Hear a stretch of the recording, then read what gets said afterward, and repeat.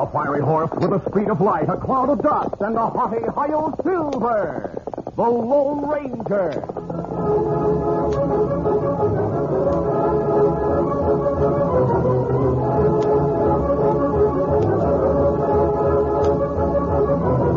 With his faithful Indian companion Tonto, the daring and resourceful masked rider of the plains led the fight for law and order in the early western United States. Nowhere in the pages of history can one find a greater champion of justice. Return with us now to those thrilling days of yesteryear. From out of the past come the thundering hoofbeats of the great horse Silver. The Lone Ranger rides again. Come on, Silver. Let's go, big fellow. Hi-Yo Silver! Away!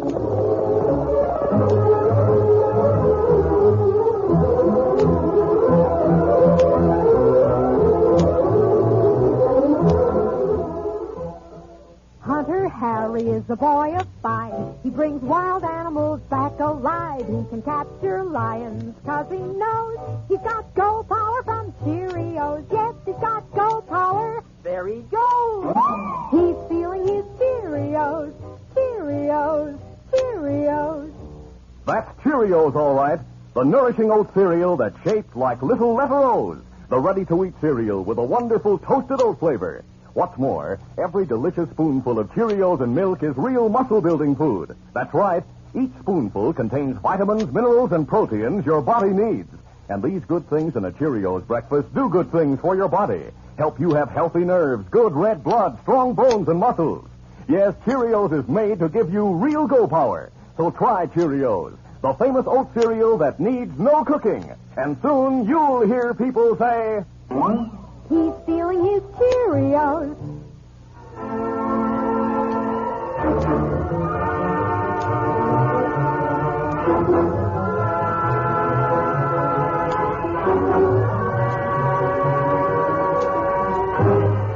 Miles Janus, the richest ranch owner in the town of Richland, died and left his fortune to his son David, a confirmed gambler and ne'er-do-well. During the next 2 years, Dave Janus gambled away his cash reserves and was forced to sell his entire stock of cattle to buyers in Kansas City. All right, man. His ranch foreman, Ali Moonin, a former cattle rustler, was with Dave when the young wastrel paid off his trail gang. Then, taking the rest of the sale money, Dave headed for a Kansas City gambling house.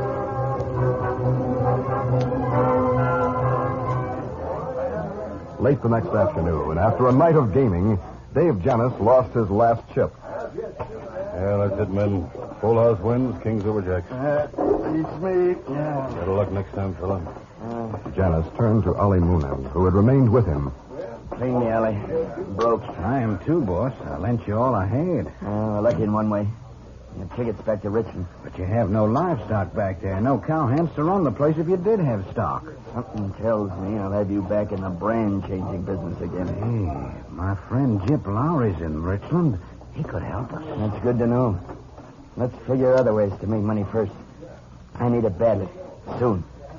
We'll think up something on the way back to Richland.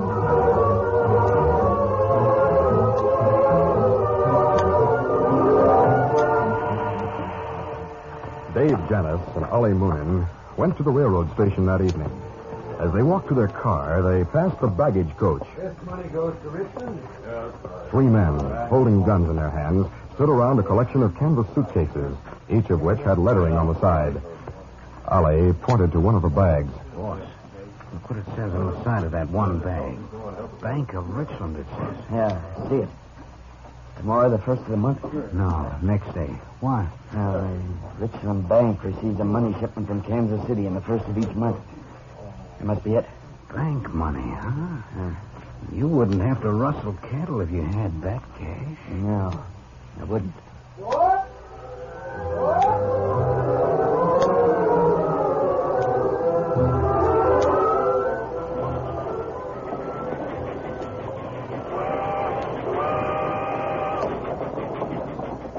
The 2 men sat alone in the train on their way to Richland. After a long silence, Dave said, Ollie, I remember something.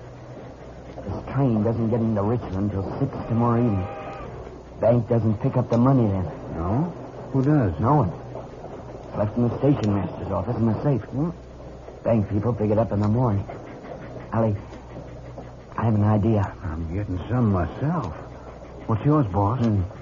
Josh Allen, the station master, is an old friend of my father's. When we get to Richmond tomorrow evening, I'll go to his office. Dave talked about his plan during the rest of the trip. At 6 o'clock, the train reached Richland. Ollie Moonen left the train and headed for the town's main street, while Dave Janis waited inside the railroad car and alighted when he saw two guards emerge from the station master's office and return to the baggage coach. Then he, too, hurried to the station master's office. Josh, Josh, are you in? Who's there? Oh, it's you, Mr. Janis. I'm over here by the safe. Josh, I have an envelope here with important papers inside. Just take them to the bank in the morning. Do you mind keeping them for me until then? Be glad to keep them. I was just going to put this suitcase into the safe. Let me have the papers, Sam. Here, Josh. Josh Allen knelt in front of the safe and began to work the dial. Intent on the task, he was unaware that Dave Janis had tiptoed behind him and was watching closely, writing a combination on a piece of paper cupped in his hand. There she is. Thanks, Josh. I'll see you in the morning.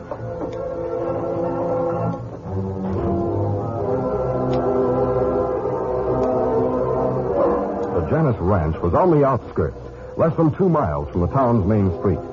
Ollie Moonen had his pal Jip Lowry with him when he arrived at the Dave Janis Ranch house shortly after sundown that evening. The men exchanged greetings, and then Dave outlined the plan he had discussed with Ollie on the train.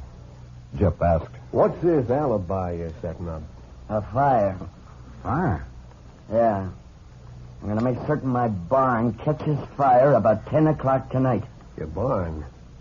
Where's that? It's about 50 yards away from here, behind the house. I'll make a slow-burning fuse that'll burn for about half an hour. I'll lead it into the hayloft and light it about 9:30. And I'll ride into town and go to a cafe where people will see me. The fire will start about 10 o'clock, huh? Yeah. Because my place is so near town and on a hill, flames will be seen easily. Mm-hmm. That means a volunteer fire brigade of every man in Richmond. When the fire starts, you two be waiting someplace where you can't be seen.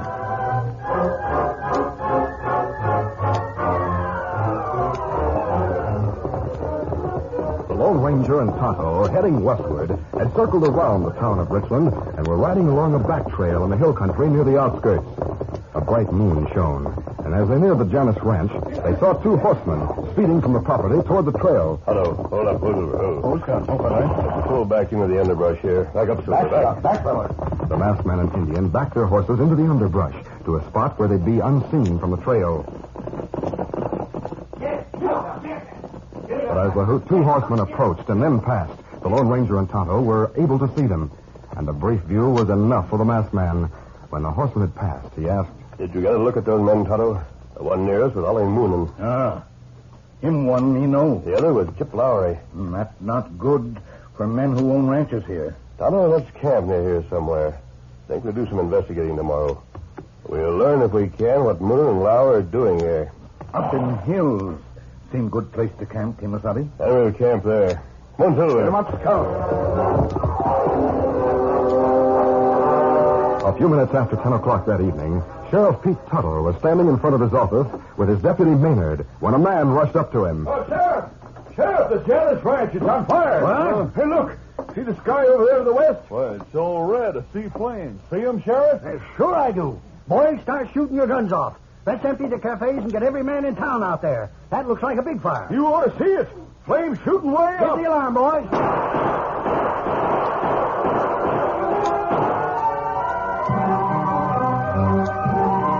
The Lone Ranger and Tonto, from their camp in the hills, saw the flames light up the sky above the Janis Ranch.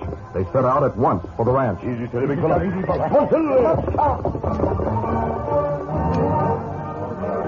In town, the gunshots of Sheriff Pete Tuttle and his deputies had brought men streaming into the main street from the cafes.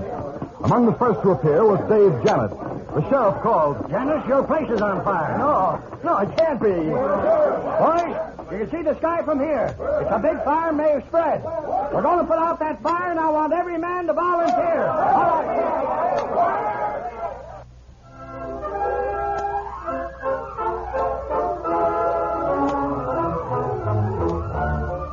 The curtain falls on the first act of our Lone Ranger adventure. Before the next exciting scenes, please permit us to pause for just a few moments.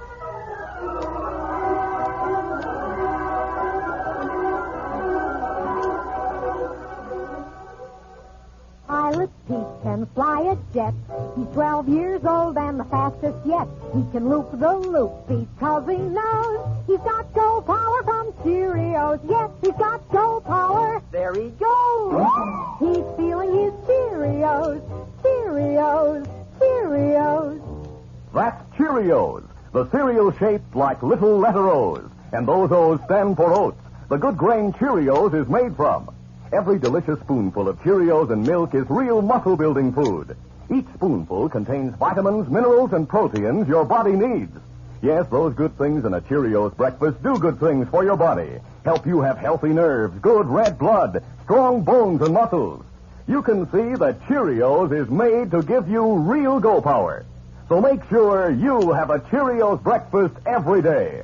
Then you'll hear people say, He's feeling his Cheerios.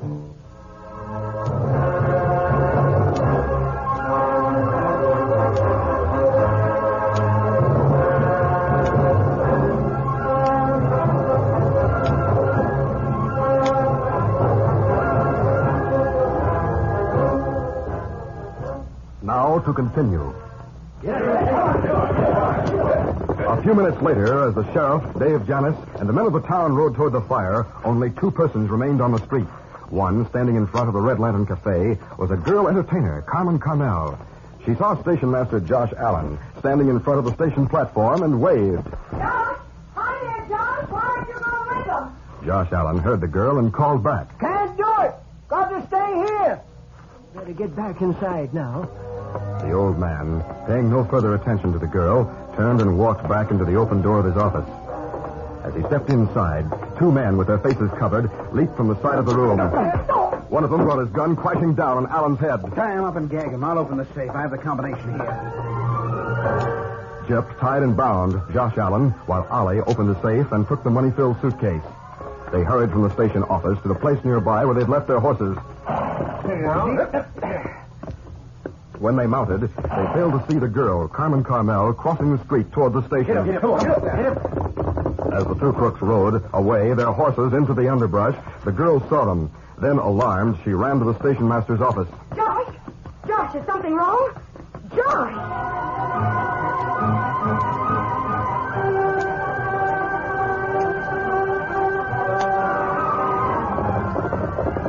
Sheriff Tuttle, Dave Janis, and the men from the town rode up to the scene of the fire. Steady now. The barn, which had burned quickly, was a mass of flaming embers. It's destroyed. My barn's destroyed. Too bad, Janet. You're lucky it wasn't your house, though. You're lucky that it was only... Look, coming from back of the house. What? Hey, it's an Indian. And a masked man. Those hombres are outlaws. I bet they set this fire. Let's take him. Don't let him get away. When he saw the masked men and Indian, thought quickly. No doubt they were outlaws. He would accuse them of setting the fire and make doubly sure of removing any suspicion of himself. He led the mob, who, with guns drawn, ran to the Lone Ranger and Tonto. Up with your hands, masked man. You're covered. Hold on. Lower those guns. You're making a mistake. No, we're not. You two set fire to my barn, didn't you? Let me through there, boys. Let the sheriff through. I'll handle this. Let me talk to... You. Hello, Sheriff. I'm glad you're here. I don't know. We're getting into a spot. Sheriff, do you know these outlaws? These men are not outlaws. They're on the side of the law. Always have and always will be. That's not so. They set fire to my barn. No, we didn't. We saw the fire and came here to help fight it. Without help, there was nothing we could do except try to stop it spreading. Lower your hands. You too, Tonto. Oh, thanks, Sheriff. If you look at the ground, you'll see we've tried to keep it wet so the fire wouldn't spread. Let's see. That's right, Sheriff. Look. It's all water between here and the house. Sheriff, did you ever hear of Ollie Moonen and Jip Lowry, the Texas outlaws? As the Lone Ranger spoke the name Ollie Moonen, Dave Janis paled and decided to take a desperate chance. Before he could try, the sheriff spoke. Ollie Moonin, an outlaw? But he's Mr. Janus's ranch foreman. That's right. He's not an outlaw. This man is lying. Moonen's been in jail for rustling. And the man who left here with him tonight was Gyp Lowry, another convicted rustler. They were here tonight? Sheriff, don't believe this man. Moonin was here, yes, about 7 o'clock. He went back to town alone. I left about 8. We see outlaw here. After that time. You're the outlaws. Sheriff, they broke into my house and threatened me. Janus, you can't mean that. I'm sure these men have never threatened any honest man. And we never saw you before tonight, Janus. Sheriff, there's a rider coming this way. Hey, it's a woman. Hey, that's the girl from the cafe in town. Oh, there, Sheriff, there's been a holdup in town. The station master was wrong. Without waiting for questions, Carmen Carmel told of seeing the men right away, and then of finding Josh Allen in the half-open safe. And I cut the ropes from old Josh and brought him through. He saw the safe right away. Bank money's been stolen, that's what he said. Thousands and thousands of dollars. Miss Carmel, you said you saw the 2 robbers riding away. Did you see their faces? Only one of them, Sheriff. A fellow I know from the cafe. Ollie Moonin. Ollie Moonin. Dave Janus, do you hear that? The sheriff and his men went back to their horses hurriedly and mounted them. We've been hornswoggled. Those hombres set fire to this place to get us out of town so they could rob the bank. I think you're right, Sheriff. I know I am. Men, are you all ready? Hey, Tonto and I ride with you, Sheriff. Well, sure thing. Come on along. One, two,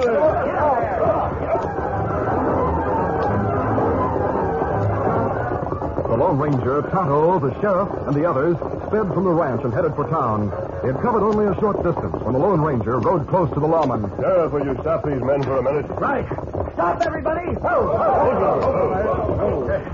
What's on your mind, mister? Where's that man Janus, Sheriff? What? Well, isn't he with us? I thought... He remained behind, Sheriff. I know he did. I saw him pull back. Well, we'll talk to him later. But first, I'd like to play a hunch I have.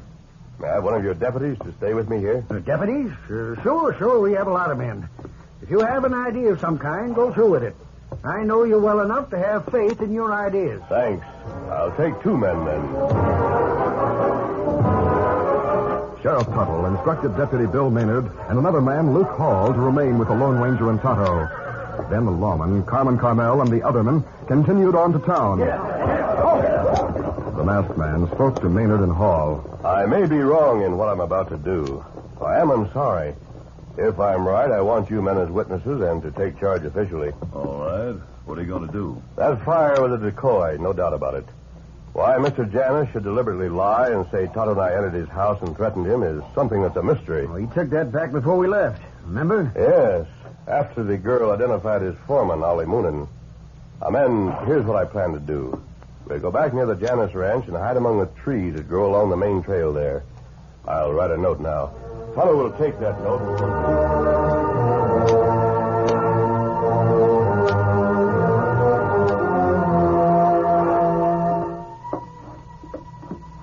Dave Janus paced the floor of his ranch house, unnerved by the developments of the past 20 minutes. He finished a drink when suddenly a rock crashed through the window and fell onto the floor. A rock with a note tied to it. I wonder... Janus hurried to the broken window and peered outside. There was no one in sight on the moon-bathed ranch. Someone threw that rock in. Someone... Well, I see what's on that paper. Janus picked up the rock, removed the note, and read it. There were a few words poorly scrawled on the paper. Act quick.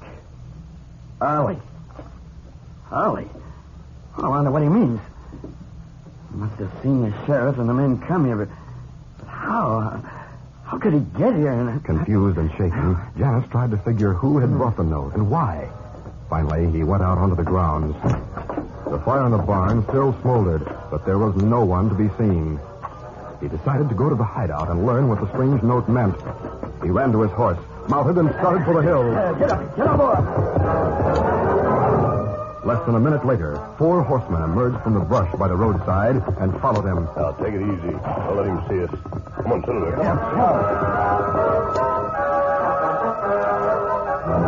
Ollie Moonin and Gyp Lowry, in their secret hideout in the hills, were surprised when the door to the cabin opened and Dave Janus entered. Boss, what are you doing here? This note, Ollie. What did you mean by it? What note? This one. When you was someone threw in the window of my place. Boss, you're crazy. Jeff and I haven't left this place since we got here. That's right. And it was a trick. That means... But wait. What about the money? Where is it? Right over here. See? We opened the bag. There's $28,000 in it. That much, huh? Well, look. We better divide it now. And you two better get out of the territory right away. Huh? Why? You were identified tonight. What? A girl from some cafe saw you after you robbed Josh Allen. What? Besides, there were a masked man and an Indian who saw you leave my place early tonight. Masked man and Indian. Did the masked hombre ride a white horse? Yes, Ollie. Hey, That's right. Look, at the window. Shoot! Now you're too slow. Get up your hands, Janet. Deputy Maynard. Yep. I'll keep them covered while I put the handcuffs on this sneaking skunk. What about us? The masked hombre shot us. Look at my hand. My arm. I need a doctor. You'll get a doctor, Jip. So will Ollie here. You'll get another jail sentence, too. Out with your hands, Janice. We heard everything. Me bandage arms, the crooks, Kimasabi? No, Tonto. Deputy Maynard and Mr. Hall have the situation in hand. Yeah. The money that was stolen, too. We'll bandage these skunks before we take them to the Who's, gal. Good. We'll ride on ahead and tell Sheriff Tuttle what happened. He'll meet you on your way to town. Come on, Tonto. You let that masked man go? Yep, but you're coming with us, Janice. We'll be able to send you away for a long time. That masked hombre did it to me before. If I'd have known he was in these parts, I'd never have come here. Neither would I. He's poison. Yeah, but who is he? You don't know yet? You ought to, boss, just like all other crooks who get caught. He's the Lone Ranger.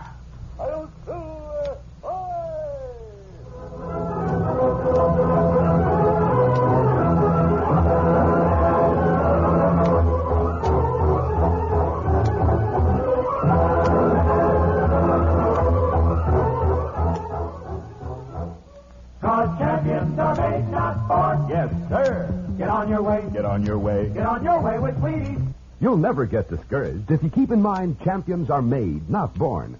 Let's see how Tom Sears, pass catching end for the Los Angeles Rams, got on his way. At 12, Tom played football a lot, and many a bump is what he got. But he kept trying, never quit. And here's what helped to keep him fit. He ate his Wheaties every bit. Today, Tom sparks those touchdown drives. It's Wheaties still on which he thrives. Wheaties to Fears. There's a pass combination that's been clicking steady now for 19 years. Real energy in Wheaties. There's a whole kernel of wheat in every Wheaties flake. Okay, Tom, snag that pass. Hey!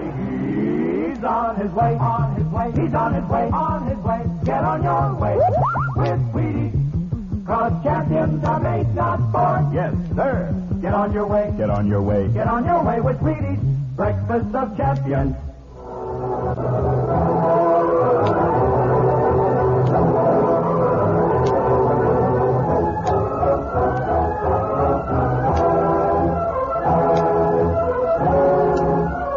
The Lone Ranger, a copyrighted feature of the Lone Ranger Incorporated, is created by George W. Trendle, produced by Trendle Campbell Muir Incorporated, directed by Charles D. Livingston, and edited by Fran Stryker.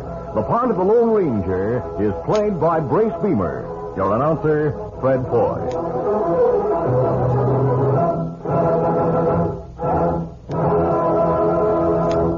The Lone Ranger is brought to you by General Mills every Monday, Wednesday, and Friday at this same time. Be sure to listen.